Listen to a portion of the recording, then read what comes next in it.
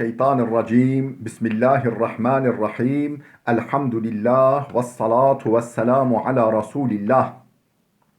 Değerli arkadaşlar, Muhammed Ali Es-Sabuni'nin Et-Tefsirul Vadihul Muyesser adlı eserinden 28. cüzün 22. dersini yapmak üzere birlikteyiz.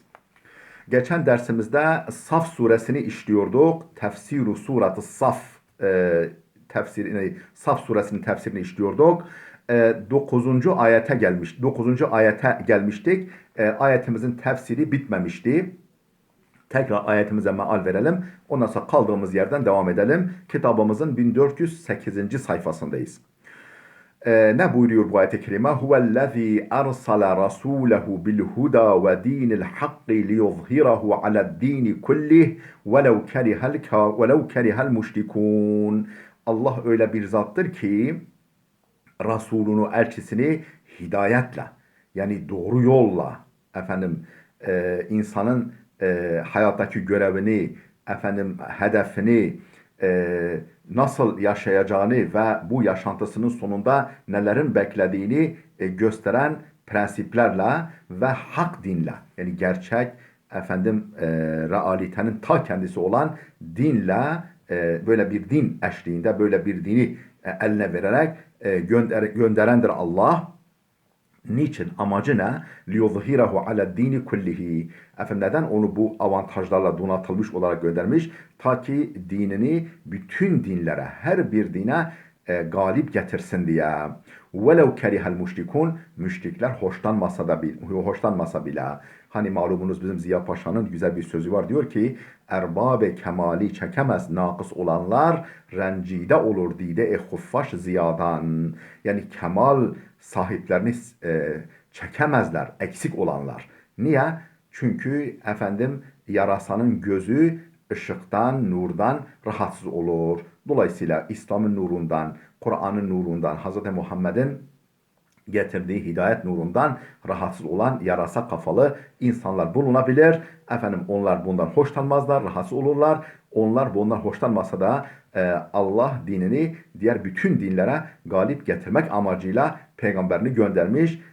Hidayet ve dini hakla.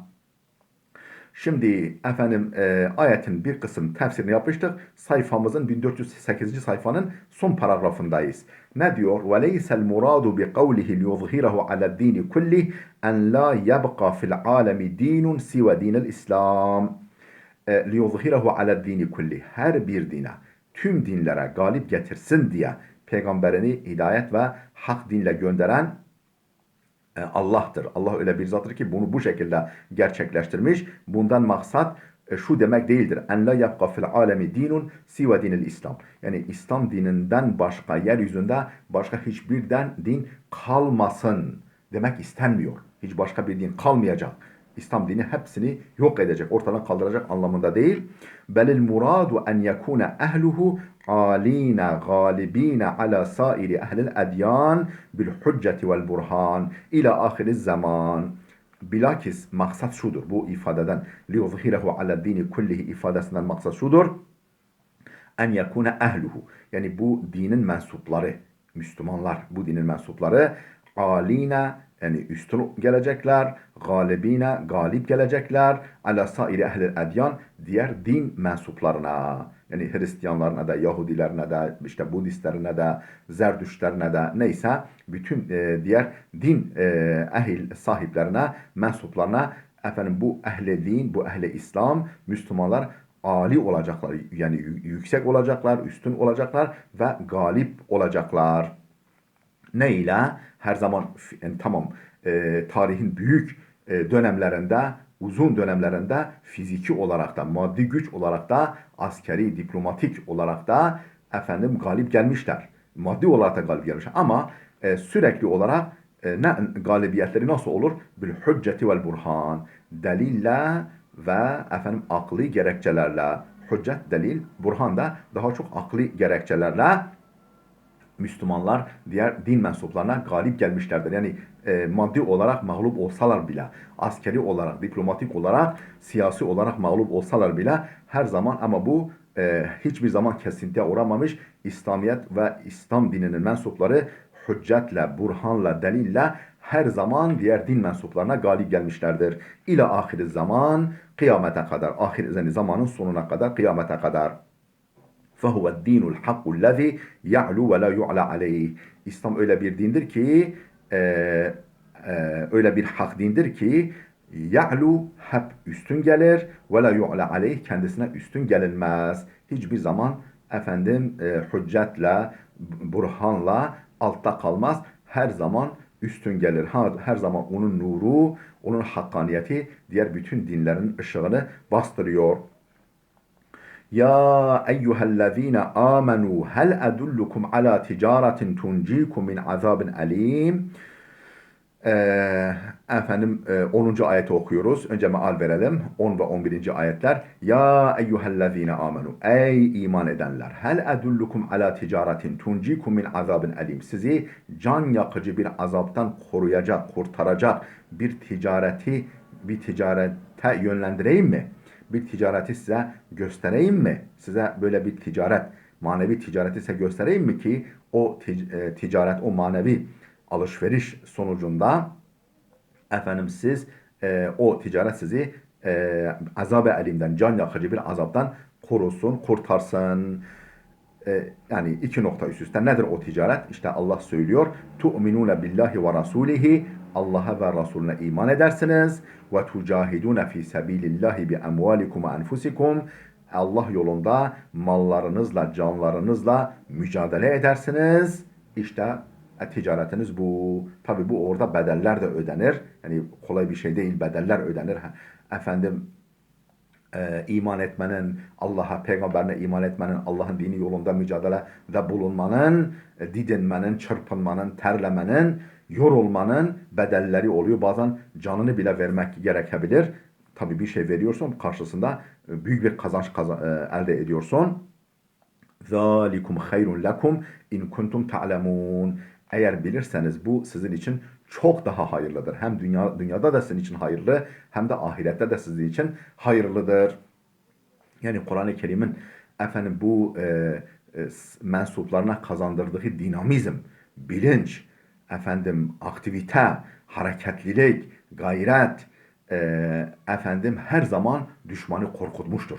Onun için bakın bu ayetler eğer okunsa, ciddi okunsa, anlaşılsa ve uygulansa, gereği yapılsa o zaman düşman bizi sömürge haline getiremez. İslam ülkelerini, topraklarını sömüremez. Müslümanları köle halinde kullanamaz. Biz servetimizle, zenginliğimizle, yeraltı zenginliğimizle, kimliğimizle, ruh kökümüzle beraber başı dik yaşarız. Onun için ne demişler? Bu Kur'an Müslümanların elinde olduğu sürece biz onlara hakiki manada hakim, egemen olamayız. Ya bu Kur'an'ı yok etmeliyiz, ortadan kaldırmalıyız yahut da onları bu Kur'an'dan soğutmalıyız. Birinci şık mümkün olmadığına göre, Kur'an-ı Kerim'i yeryüzünden silmek mümkün olmadığına göre ikinci yolu seçmişler ve Müslümanları ellerinden geldiğince Kur'an'dan soğutmaya çalışıyorlar. Allah fırsat vermesin. Devam ediyoruz. Biraz daha meal verelim. Yağfir lekum zunubekum. Böyle bir ticaret yapın ki, böyle bir ticarete girişirseniz, yani yağfir lekum zunubekum. Allah sizin günahlarınızı bağışlar. Ve yudkhilkum cennetin tecri min tahtiha'l enharu. Zemininden ırmaklar akan, saraylarının, ağaçların arasından ırmaklar akan cennetlere sizi girdirir. Ve mesakine tayyibeten fi cennati adnin. O nimetlerle dolu cennetlerde hoş meskenler size nasip eder. Yani hoş meskenler, güzel meskenler, kaliteli meskenlere sizi yerleştirir. Zalikel fevzul azim. Bu büyük bir kazançtır, büyük bir başarıdır bu. Bu tabi işin ahiret boyutu, uhrevi boyutu. Peki dünyevi boyutu ne? Dünyevi boyutu ki insanları daha çok cezbeder. İnsanların daha çok hoşuna gider. Çünkü insan her zaman biraz peşincidir. Biraz ileride bir tepsi baklava mı yoksa şimdilik bir dilim baklava mı diye sorsan, şimdilik bir dilim baklava mı alayım, ileride ne olur ne olmaz diye düşünebilir. Ve uhra tuhibbunaha. Yani 13. ayet ve uhra tuhibbunaha, başka bir kazancınız daha var ki tuhibbunaha. Siz onu seversiniz. Onu daha çok seversiniz yani. Nasrun minallahi ve fethun qarib. Allah'tan bir zafer, Allah'tan bir manevi destek ve fethun qarib ve pek yakın bir fetih. Ve beşşeril müminin, müminlerin müjdele. Yani Allah'ın bu vaade ilahisine iman eden, gereğini yapan, Allah yolunda mücadeleyi elden bırakmayan müminlerin müjdele. Şimdi buraya kadar bir tefsirimizi okuyalım. Ya eyyühellezine amenu hel edullukum ala ticaretin tuncikum min azabin alim. Hâza uslubu teşvikin ve tergib. Bu bir teşvik ve isteklendirme. Teşvik ve tergib. Tergib yani isteklendirme, heveslendirme üslubudur, yöntemidir. Yani size göstereyim mi? Böyle bir meraklandırıyor. Ta ki teşvik etsin onları, bizleri. Ey yani mesaj şu. Hel urşidukum ya ma'şerel mu'minine ila ticareten rabihatin. Ey müminler topluluğu. Müminler topluluğu sizi kazançlı bir ticarete irşad edeyim mi? Yönlendireyim mi? Kazançlı bir ticaretin yolunu size göstereyim mi? La teksidu ve la taksir. Ne kesada uğrayan, ne durgunluk dönemine giren, ne de kaybeden, kazançlı bir ticaretin yolunu size göstereyim mi? Bel hiye fi ribhin daimin mustamirrin. Bilakis sürekli, kesintisiz bir kazanç halinde olan bir ticarettir bu. Tunqizukum ve tuhallisukum min azabin şedidin mu'lim. Sizi o can yakıcı, şiddetli bir azaptan kurtaracak ve halas edecek bir ticarettir bu diye soru soruyor. Böyle bir teşvik ve heveslendirme, isteklendirme üslubunu kullanıyor. Soru yöneltmek suretiyle. ثُمَّ بَيَّنَ تَعَالَ تِلْكَ التِّجَارَةَ الْعَظِيمَةَ الرَّابِحَةِ Sanki evet ya Rabbi bize göster. Böyle bir ticaretin haberimiz olsun. Böyle der gibi veya öyle dediklerini kabul ederek Allah beyan ediyor, cevabını veriyor. ثُمَّ بَيَّنَ تَعَالَ تِلْكَ التِّجَارَةَ الْعَظِيمَةَ الرَّابِحَةِ Sonra o büyük ve kazançlı ticareti Allah beyan ediyor. Ve beyyene şurutaha ve o ticareti elde etmenin, o ticarete egemen hakim olmanın şartlarını da beyan ediyor. Fekale subhanehu Celle Celaluhu şöyle buyuruyor Allah Celle Celaluhu. Tu'minune billahi ve rasulihi. Allah'a ve Resulüne iman edersiniz. Ve tucahidune fi sebilillahi bi emvalikum ve enfusikum. Mallarınızla, canlarınızla Allah yolunda mücadele edersiniz, didinirsiniz, çırpınırsınız, gayret edersiniz. Gerekirse savaşırsınız. Zalikum hayrun lekum in kuntum ta'lemun. Bu sizin için çok daha hayırlıdır eğer bilirseniz. Ey tu'minune billahi ve bi rasulihi Muhammeden sallallahu aleyhi ve selleme imanen sadikan safiyen. Yani Allah'a ve elçisi Muhammed'e sadık, samimi ve safi, duru, tertemiz bir imanla iman edersiniz. Öyle bir iman ki la yaşubuhu şekkun ve la nifakun ne bir kuşku ne de bir ikiyüzlülüğün bulaşamayacağı, karışamayacağı, lekeleyemeyeceği bir iman. Ve tucahidune a'da Allahi li'a'zazi dinihi bil emvali vel enfusi. Ve daha ne yaparsınız? Ve tucahidune a'da Allahi Allah'ın düşmanlarıyla mücadele edersiniz. Li'a'zazi dinihi Allah'ın dinini aziz kılmak için, güçlü kılmak için, galip kılmak için neyle mücadele edersiniz? Allah'ın düşmanlarıyla bil emvali vel enfusi mallar ve canlarınızla. Ve zâlikel imanu vel cihadu fi sebilih Allah yolundaki bu iman yani Allah'a iman ve Allah yolundaki bu cihad hayrun lekum dünyen ve ahireten hem dünya olarak hem de ahiret uhrevi olarak hem dünyevi hem uhrevi olarak sizin için çok daha hayırlıdır.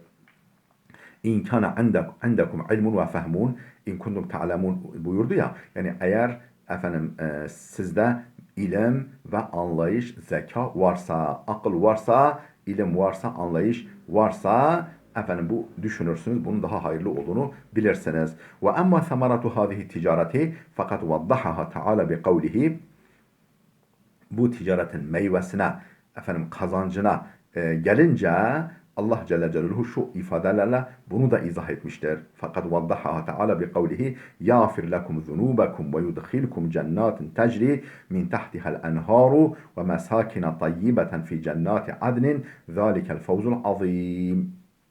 Mealini vermiştik. Şimdi tefsirini okuyalım. ey yasturu zunubakum yani yağfir lekum zunubakum var ya yani sizin için günahlarınızı örter. Allah sizin için günahlarınızı örter bu ticaret, manevi ticaret sayesinde ve yemhuha bi fadlihi ankum fazlu keremiyle sizden günahlarınızı siler, götürür. Ve yudkhilkum hadaika ve besatina sizi efendim bahçelere, bağlara, bahçeler, cennet bahçelerine ve bağlarına yerleştirir. Tecri min tahti kusuriha ve mesakiniha enharul cennet. O bağ ve bahçelerin, cennet bahçelerinin efendim sarayları altından, arasından ve meskenleri arasından yani zemininden cennet nehirleri akar. Ve yuskinukum fi kusurin aliyeten rafi'a yüksek ve yüce kaliteli saraylara sizi yerleştirir. Fi cennati adin cennetlerinde. Yani efendim cennetin en kaliteli yeri olan adin cennetlerinde. Ey fi cinanil ikameti daima efendim sürekli ikamet yani oradan göç etmek yok, ayrılmak yok, efendim ölmek yok, yaşlanmak yok. Ebedi ikamet cennetlerinde ve zâlike huvel fevzul azîm hiç kuşkusuz bu büyük bir kazançtır. Ellezî la saadete ve la fevze verâehu daha ötesi saadet ve fevz, kurtuluş, başarı olmayan daha ötesi yani ötesinde saadet ve başarı olmayan yani zirve saadet, zirve kazanç budur. Niçin? لِأَنَّهُ الْخُلُودُ فِي دَارِ النَّعِيمِ çünkü nimetler diyarında ebediyettir, ebediyet söz konusudur. Hem diyar, yurt, nimetler yurdu hem de üstelik orada ebedi kalınıyor.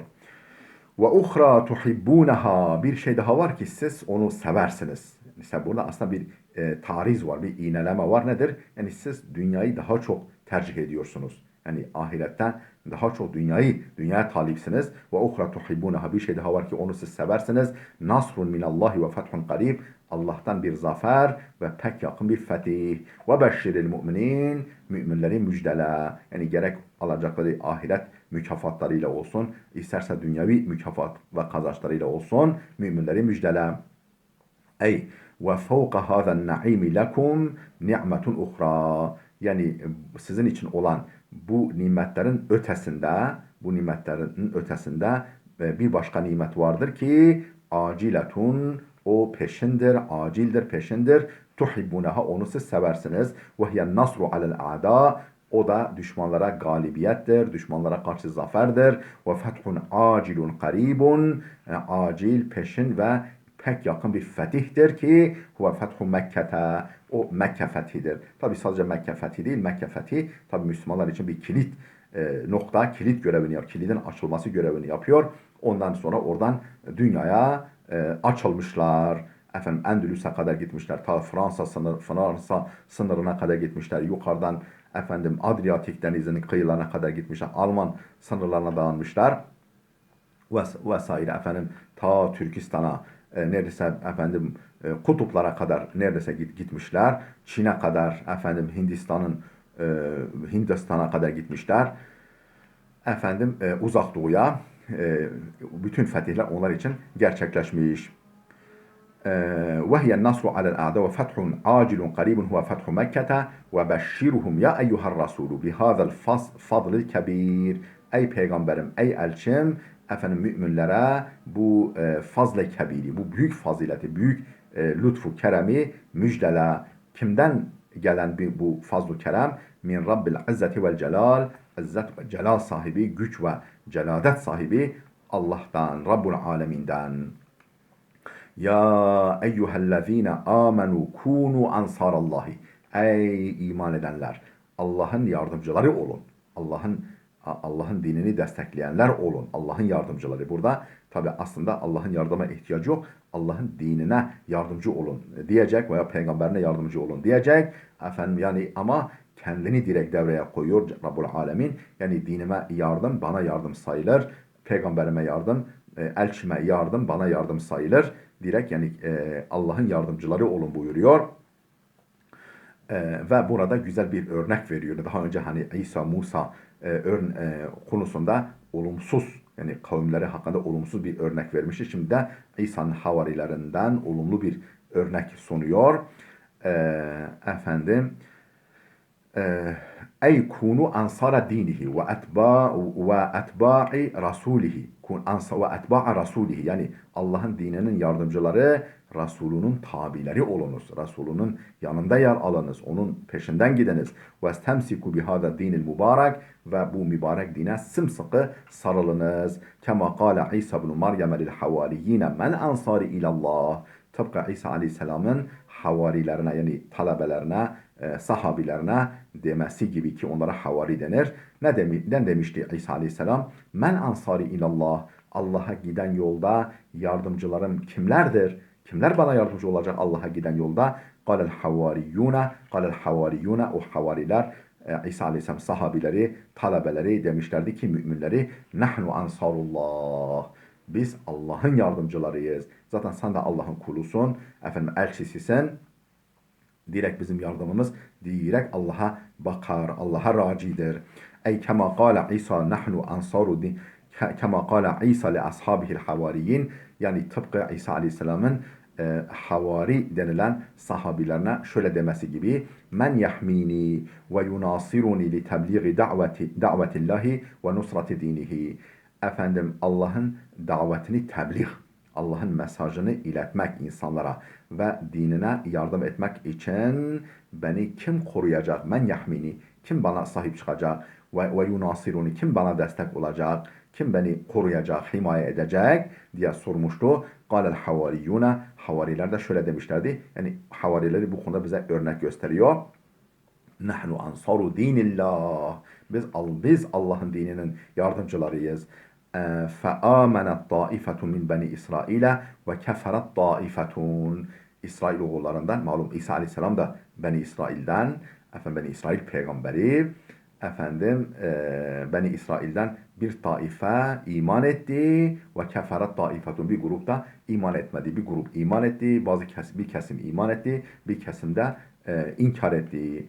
فَاَيَّدْنَا الَّذ۪ينَ آمَنُوا عَلَى عَدُوِّهِمْ O iman edenleri düşmanlarına biz galip getirdik. Onlara, düşmanlarına karşı onları destekledik. فَأَصْبَحُوا ظَاهِرِينَ Onlar da galip geldiler. Ey فَنْقَسَمَ بَنُوا İsrail ila taifeteyni. Yani İsrail oğulları iki taife, iki gruba ayrıldı. Taifetun amenet bihi. Bir grup İsa Aleyhisselam'a iman etti. Ve humul havariyyune. Ki bunlar havarilerdir. Vel mu'minune min etba'ihi. Ve tabilerinden mümin olanlar, yani mümin olan tabileridir. İsa'nın tabileridir. Ve taifetun uhra kefarat bihi. Bir başka grup ise onu inkar etti. İsa'yı inkar etti. Ve humul yahudul lu'ana. Onlar da o lanetlik Yahudiler. O dönemin hasa İsa'yı inkar eden lanetlik Yahudiler. فَنَصَرْنَا الْمُؤْمِنِينَ عَلَى مَا عَادَاهُمْ مِنَ الْكَفَرَةِ الظَّالِمِينَ فَنَصَرْنَا الْمُؤْمِنِينَ Biz müminlere yardım ettik. Kime karşı? عَلَى مَنْ عَادَاهُمْ Onlara düşmanlık besleyen, düşmanlık edenlere karşı müminlere yardım ettik. Minel keferate zalimin O zalim kafirlerden onlara, düşmanlık edenlere karşı biz müminlere yardım ettik. فَأَصْبَحُوا عَالِينَ غَالِب۪ينَ عَلَيْهِمْ Onlara karşı yüksek, üstün geldiler ve galip geldiler. لِأَنَّ الْحَقَّ دَائِمًا هُوَ الْغَالِبُ الْمُنْتَصِرُ Çünkü hak sürekli olarak galiptir, kamil manada galip ve muzafferdir. Allahümme ansur dineke ve kitabek. Ya Rabbi dinine ve kitabına yardım eyle. Ve ibadeke salihin ve salih kullarından eyle. Ve salih kullarına da yardım eyle. Bizi de o salih kullarından eyle. Bizi de dinine ve kitabına hizmetkar olanlardan eyle ya Rabbi. Amin, amin, amin. İntiha tefsiru suratı Saf. Saf suresi tefsiri burada sona erdi. Gelecek dersimize kadar Allah'a emanet olun.